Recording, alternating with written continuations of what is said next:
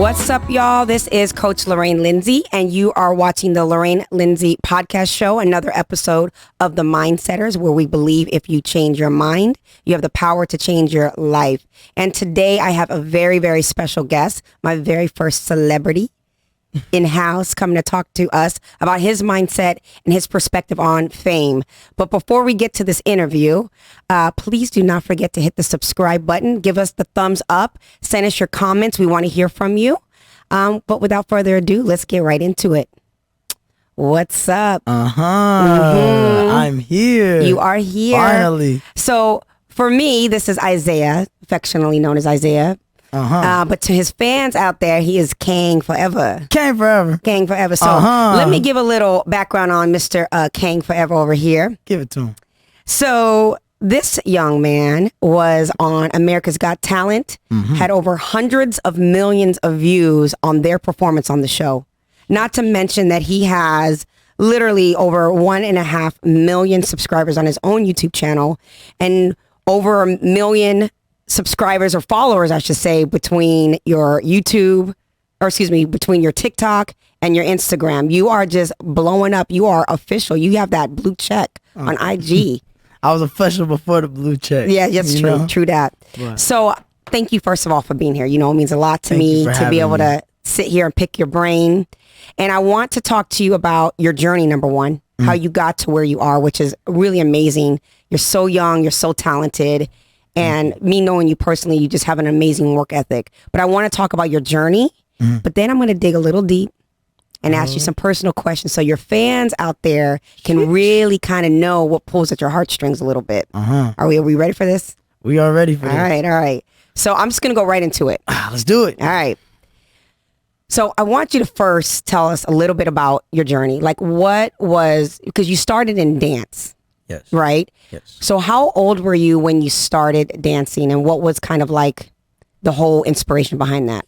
I remember the very first time I really like started, like, I put myself in a dance. I remember the first time are we cut? Oh, okay.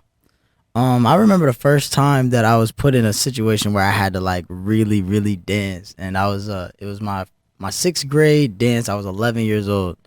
And it became a defining moment in my entire life.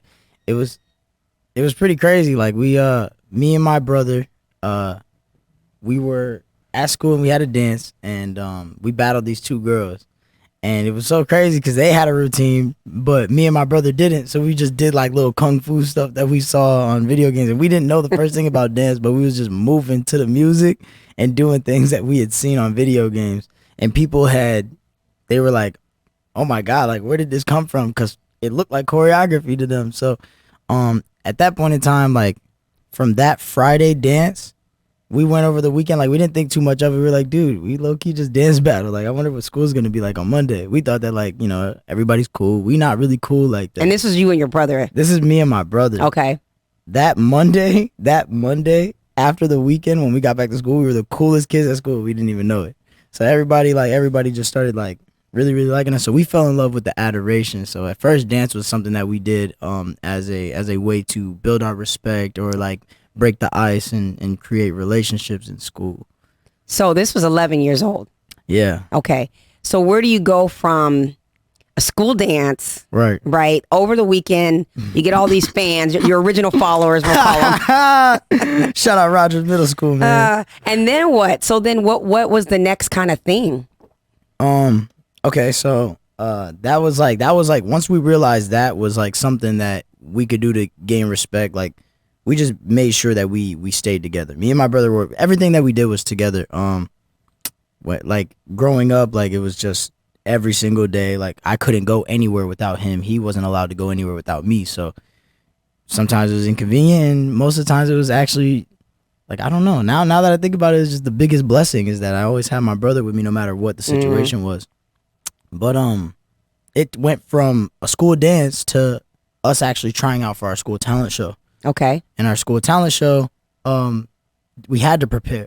So we got to pick our music. It wasn't a DJ this time, and we had time because... And this was in Chicago, right? You're from Chicago. Actually, I'm from East Long Beach originally. Oh, really? Yeah. Okay. I'm from. So this started in Long Beach then? Yeah. Okay. Wow. I didn't know I'm that. from California. Me and my brother. I moved to Chicago when I was 16. So that's when the talent shows had started. Once we got to high school. So tell me a little bit about that. So obviously now you have it in your heart, and it's just Right. you and your brother, because you guys have you've got the Future Kingz, which I want to talk about. Yeah. The inception of that, how that even Yeah. came into fruition. So what did that happen when you were in LA, or when you guys ultimately moved to Chicago? Ultimately, all of the Future Kingz happened when we got to Chicago. Well, while we were on our way in a car. So basically, we moved everything that we had in a 4-door car. It was my brother, myself, my mom, and my sister. That is the original Future Kingz. Interesting. I love that. We were driving in our 4-door with everything that we had ever owned. Like all of our important belongings, and we had taken them all the way to Chicago. It was like a 2.5-day trip.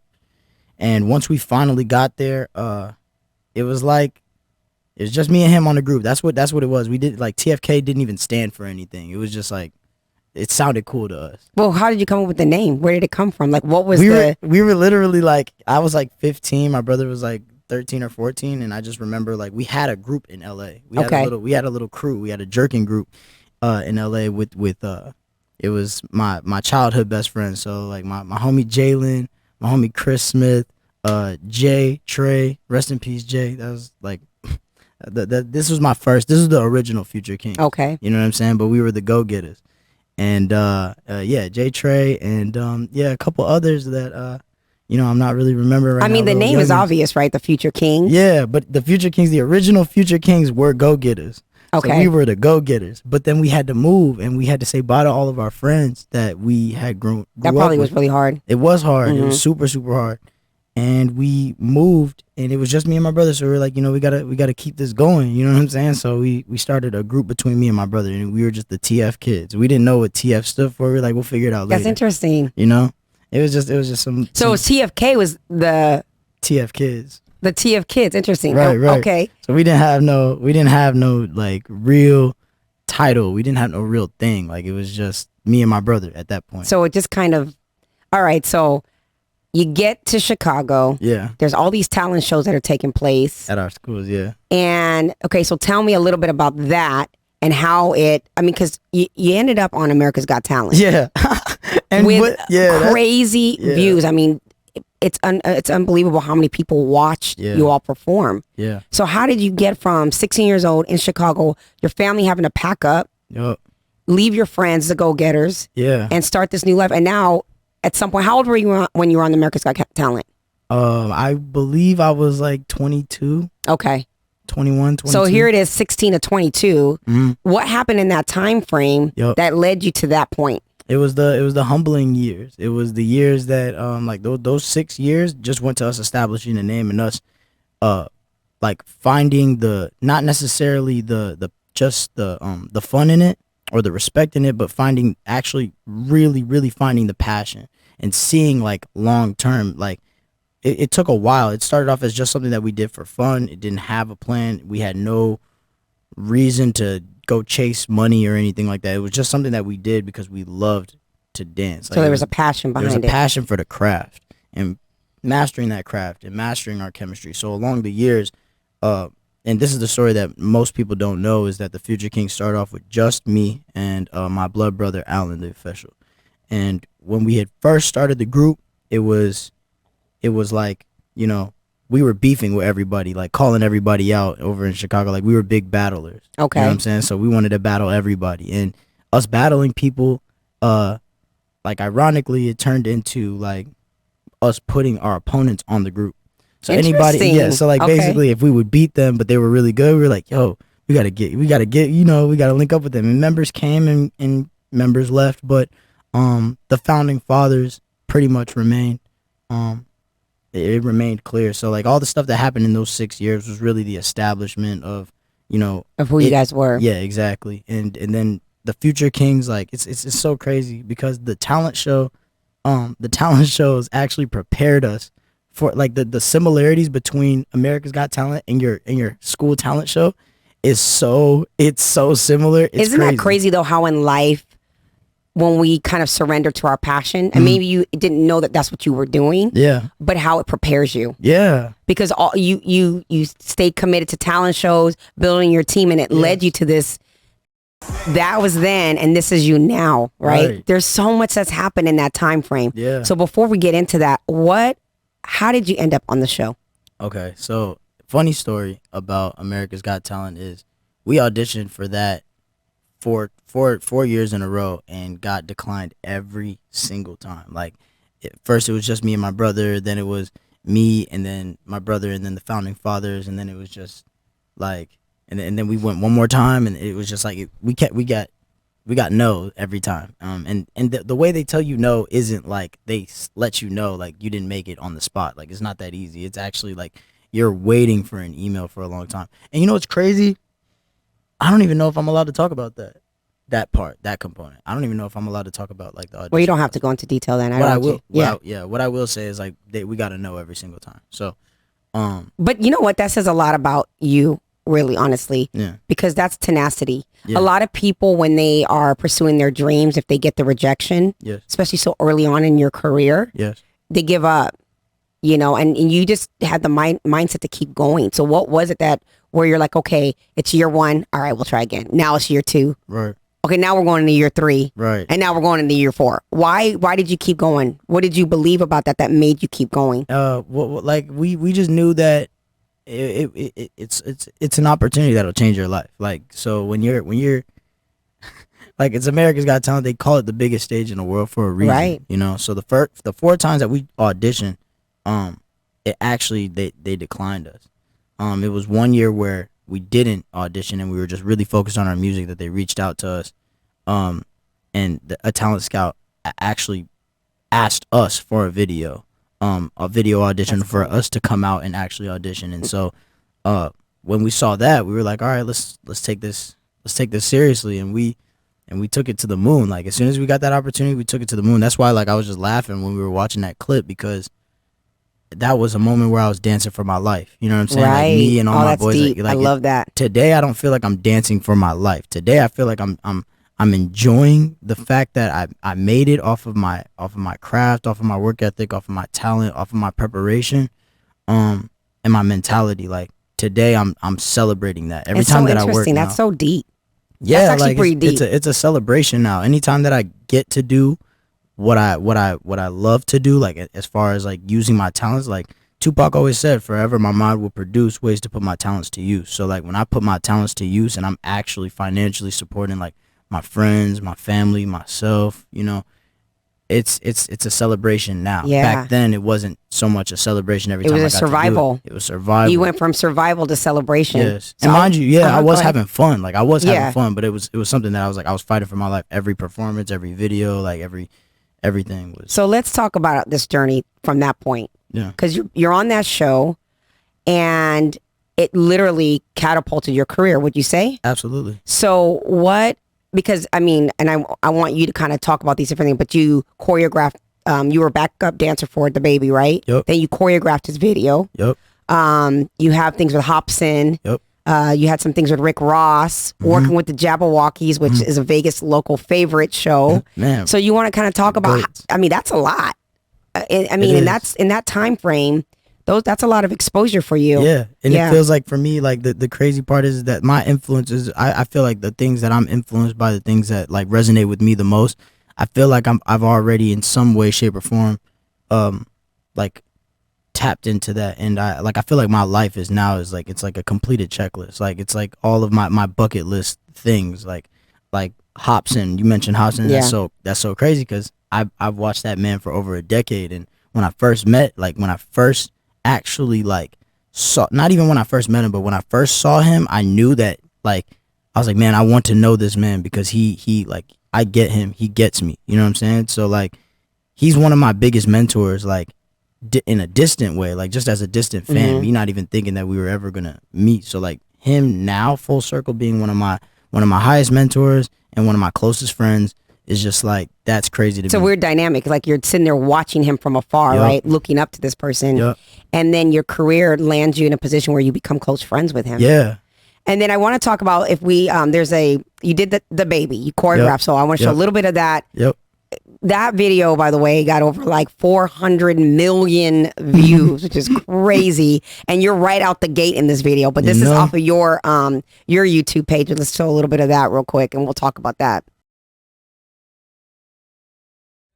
The go-getter becomes a future king, and now he's over there choreographing for some. You know, it's almost like that. The word "go-getters" was just it was that start. It was that, you know what I mean? That was a mindset. Yeah. And you went and got it. Yeah. And so how did you end up with him and actually choreographing? So you're 16 years old doing talent shows, right? And now you're choreographing big artists' music videos. Right. So first of all, what was that? What was that like for you, and how did you get there?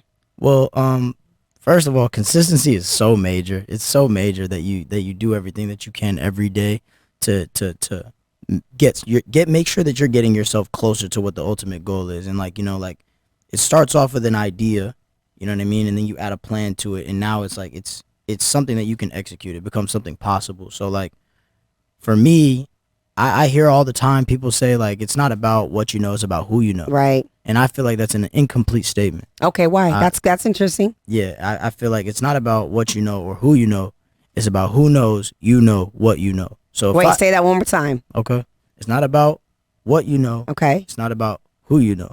It's about who knows that you know what you know. See, if I'm that's pretty. You know what I'm saying? If it's Justin Bieber, right? Or it's Drake, or it's, you know, it's Wayne, you know what I'm saying? It could be anybody. Just picture your favorite celebrity, right? And they are looking at, like, me and them know each other. If they know that I'm not gonna deliver, they're not gonna call me. That's true. They're not gonna call me. Like, what would they, like, if I call them and I'm like, hey, look, y'all see I got Wayne on FaceTime. Everybody's like geeked, and he's like, yeah, like, what's up? And I'm just like, nah, I just wanted to see what's up. Like, there's nothing other than that. You know what I'm saying? He's not gonna call on me to give me a responsibility or an opportunity. You know what I'm saying? Like, but if I know people and they know me and they know that I'm delivering and I'm bringing that shit every time. But that ties into your work ethic. Yeah. Do you know what I mean? Yeah. And I think for a lot of people, because there's a lot of talented people in the world. Absolutely. But it's like, what separates those that make it and those that don't, especially when they have been discovered? Like, you have been someone who's been discovered. Yes. And listen, I've known you for a little bit now, and your work ethic to me it's unbelievable, really. As fun as you are, I watch your videos, and people might think he's just having fun, but you're so committed to who you are, and it's a lot to be it's very inspirational, really. It truly is. Thank you. So I want to kind of, I don't know if you want to talk more about your project with Rick Ross, what you did with the Jabberwockies. I don't know if you want to go into that, or I can like kind of move into the dig deep stuff. Well, I mean, like, before we even like go there, I could like talk, I could speak on the backup dance, how that stuff ended up even happening. Yeah, that's right. Yeah, please. So, like, because before all of these major, like, you know, like relationships with like the big celebrities in the world, like, I started off as like a water boy. You know what I'm saying? Like, I have a DJ friend named DJ Kid. He's the baby's DJ, and he always says you got to be the best water boy. He calls himself the best water boy because he started off as a DJ for the baby, went from being a DJ for the baby to being a producer for the baby, and went from being a producer for the baby to being a producer for a lot of hit makers. You know what I'm saying? Wow. A lot of celebrities. But it started off as that. Now that same concept, like, we started off as backup dancers, and they didn't call us the Future Kingz in the green room or backstage. They'd be like, bring the dancers, bring the dancers, bring the dancers. And then it turned into bring the Future Kingz out. Now they're respecting us as an extension of the artist, your own entity, and our own thing. Yeah, exactly. Absolutely. So with that, just, it's consistency. So like for us, the backup dancing, we made sure that we made backup dancing look different than other people. You know what I mean? Like, when you see us on stage, you're not seeing like artists and then ambience of, you know what I'm saying? And right. This and that, I feel like very often, like, and this is what my OGs told me, like, no disrespect to backup dancers at all, because I am a backup dancer, you know what I'm saying? And I started as a backup dancer. But when I hear the word backup dancer now, it literally sounds like backup dancer. You know what I'm saying? It. Like, yeah. That's what one of my OGs told me. Right. And so from the Jabberwockies, and I had to make sure that, like, when they saw the Future Kingz on stage, like, between me and my boys, I always told them, like, we got to make sure that they look at us as us. Like like one of them. Right. They got to look at us like they look at the baby. They got to say, oh shoot, the baby brought out the Future Kingz. Like, so we made sure. That is so, I mean, that's a businessman right there. You know? That's, you know? a lot of people can learn from that. So like that's a wisdom right there. Thank you. Yeah. And that turned into us like creating different opportunities for ourselves. Like that backup dancing concept, we just made sure that like not only did we look different, but we made sure that we use that opportunity to play our music backstage. Make sure that, you know what I'm saying? Like, right. Make sure that you get it in with those artists and make sure that you're dancing to those artists. You know what I'm saying? You start and kind of also too what you said just a few moments ago is, you know, people need to know that there's value in you. Yes. Like you said, like, so not only saying, okay, we got to be this, but then if they want to put you to work, that you was going to be of value to them. Yes. You know? Yes. Okay. So can I ask you some little dig deep questions? So that's your journey so far. Obviously there's so much more, you know, I want to talk about how you transitioned from being a dancer, choreographing music videos to actually now becoming a music artist yourself. Yeah. So how did you go from, okay, I'm dancing, I'm choreographing music. I mean, that's a lucrative, very admirable career in and of itself, but then you made the switch into music. What was the reason behind that? Why'd you make the switch? See, I'd like to think of it like less of a switch and more of an ad. You know what I'm saying? Like more of an addition. Because I look at this everybody, like in society, I wanted to crush the stigma that an influencer or a dancer can't make music. I wanted to crush that. Like I'm not okay with that, because I know that I'm talented enough to do whatever I want. And that's why like I'm actually really, really grateful for this experience, because I've never talked about it. I don't really, I might say a little some like in my captions or in my music, but I've never really spoken on the fact that I feel like I'm talented enough to do anything that I put my mind to. So all of the extra like, nah, stick to dancing, that was just fuel to me. You know what I'm saying? That was just fuel to me, especially my boys. Like they weren't going for that either. And so we knew we were talented. We were making music like longer than we were dancing. You know what I'm saying? I came out, you know what I'm saying? I came out as a as a 3-year-old. I was beatboxing, you know what I'm saying? And rap battling my brother to the instrumentals on YouTube. Like that's how it worked. You know? And you know, I love that I love that it's kind of like a hybrid thing, right? Yeah. It's something that we haven't really seen. Like you'll see like pop stars and singers dance and sing. Yeah. But I love that you're bringing dance into hip hop, where it's, because you don't really see that. Do you know what I mean? Like you say, you see the backup dancers dancing, but to see the artist can also dance, and it's kind of, I love the concept. Yeah. It's very catchy. It's very innovative. Thank you. And I love that. All right, so I want to kind of dig deep into a little bit more of your fans getting to know you a little bit better. So I'm gonna ask you a couple questions, right? What would you say that dancing has done for your life? Like, where would you be, do you think, without dancing? Oh man. Without music? I feel like I had the ultimate like reverse engineering, like, you know what I'm saying, like reverse engineered career. I feel like that was the best way for me, like, because dance is such a hard thing to learn, you know what I'm saying, but it's such an inexpensive hobby. You don't need like, you know, like extra like anything. Like all you need is YouTube and just like a space, and you have your body. So dance taught me not only how to carry myself as a human being, like, but it also taught me how to find the fun in everything. It also taught me how to perform. It taught me how to be confident. Like without dance, I wouldn't have got my foot in the door for a lot of the opportunities that I have now. And now, if I want to be a movie star, I have so many things under my belt now. I love that. And it all started with dance. That is true about dancing. One thing that I love when I watch people dance, whether they're good at it or not, is that they're truly happy when they're dancing. You can't think about, you're not thinking about all the hardships of life when your body is moving to a song that you love. And I just love to, that's why I love to watch people dance. Some people do. If they're like slow dancing and hugging on themselves, like, where's my partner or whatever. But truly, if you get up to move your body to a song, right, there is something that makes you present in that moment. Right. And that's why I love to watch people dance, especially when they're good like you are, you know? All right, so who would you consider, or what would you consider, or let me rephrase that. Would you consider yourself a role model?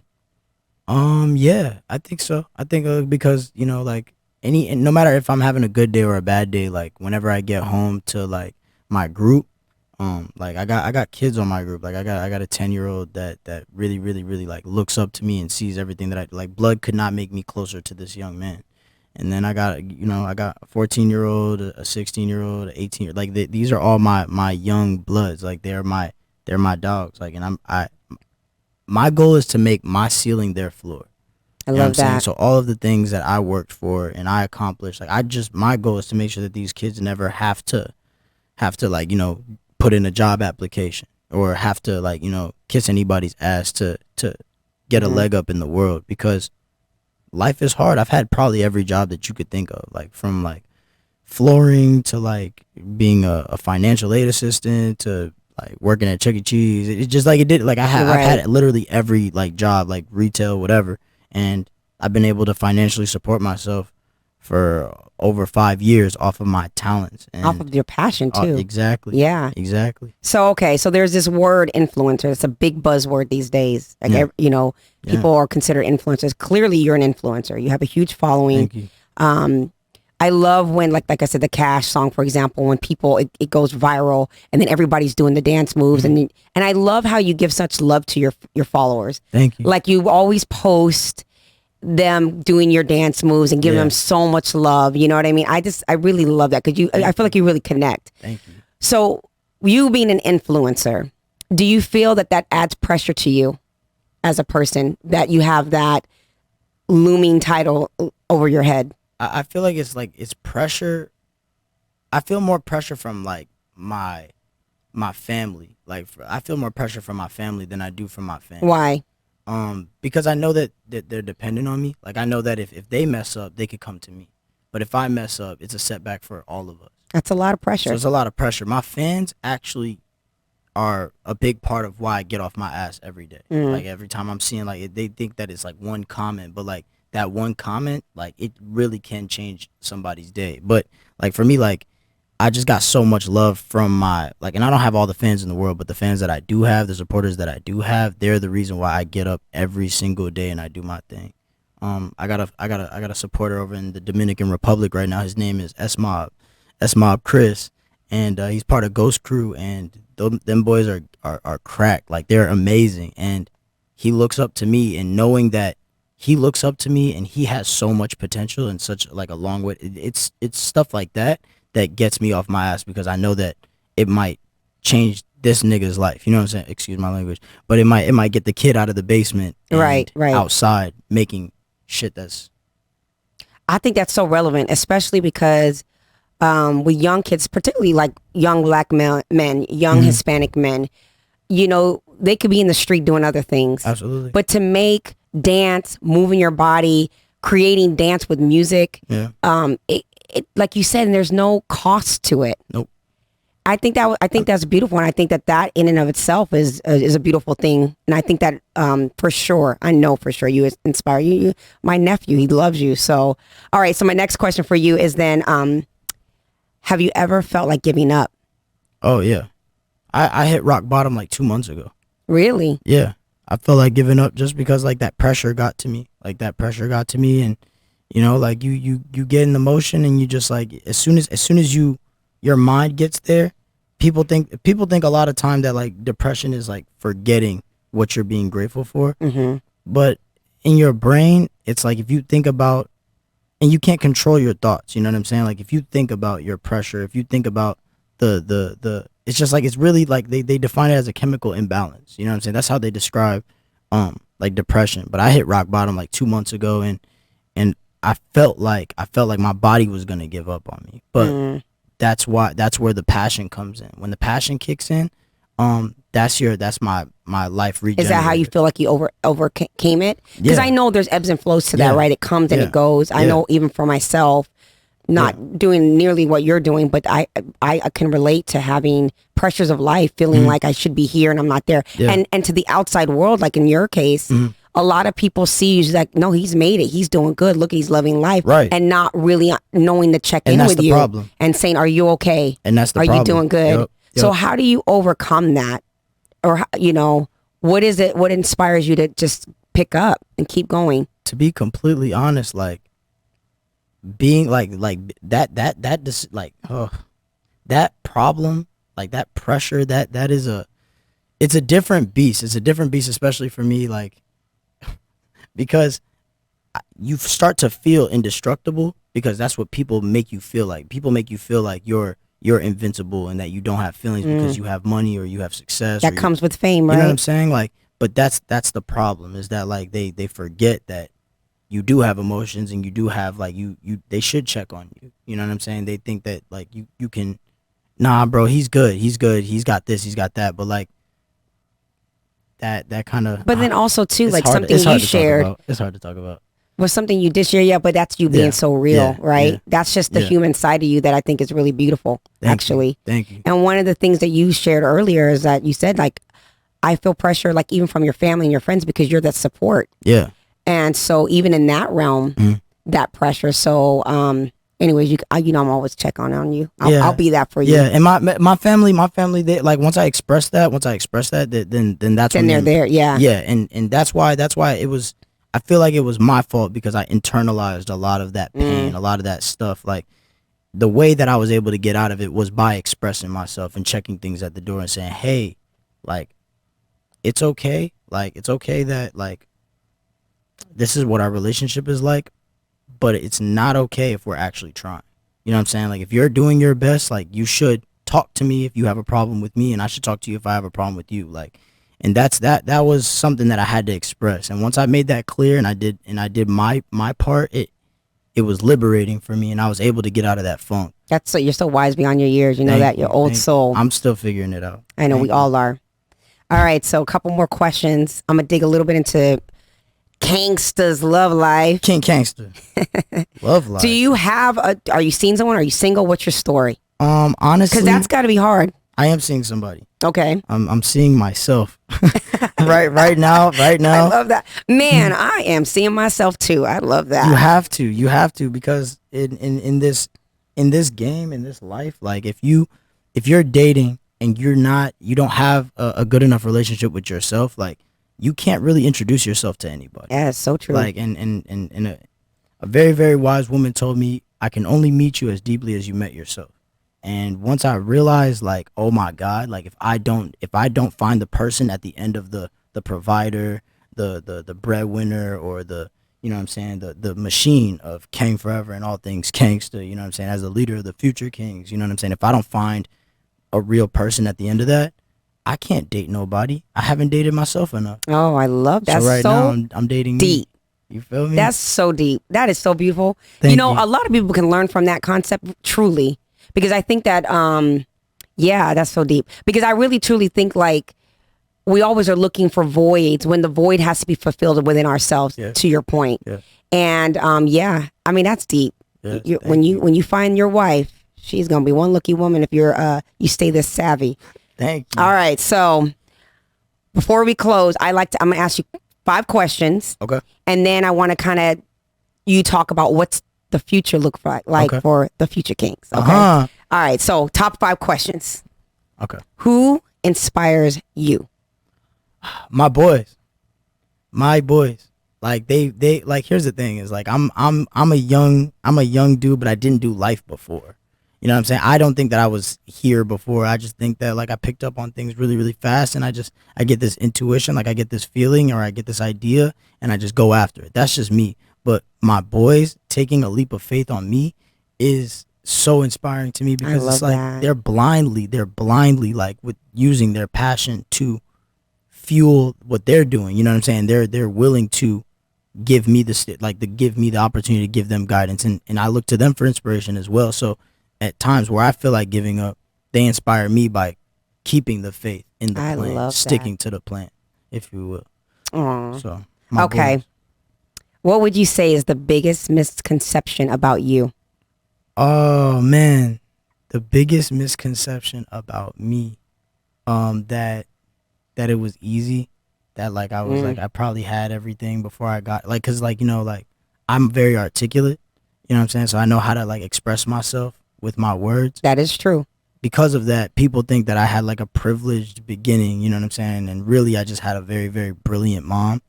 and a really, really awesome little brother and an awesome little sister. You know what I mean? Like in really fucked up situations. But I think the biggest misconception is that it was given to me, and it wasn't, like, cause I've been homeless before and for a long time. But I don't want to use that as a gimmick. You know what I'm saying? Right. I come with a message, not a gimmick. So I know that when it's time for me to share that testimony with people, it'll, you know what I'm saying? It'll be time. But, You're doing it now. That's for sure. Thank you. All right. What do you understand about life today? What do I understand about life today? Not everybody's problem is my problem.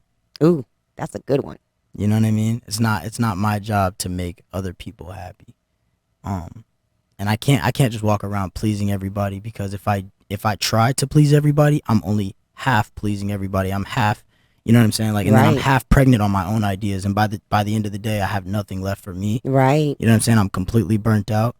So I just I have to, that's what I've realized That is about deep. life today. I'm loving these answers. Thank you. All right, 2 more questions. What advice would you give young people or your fans? Well, what advice would you give them? Or let me phrase it differently. What advice would you give people who are aspiring to be someone like yourself?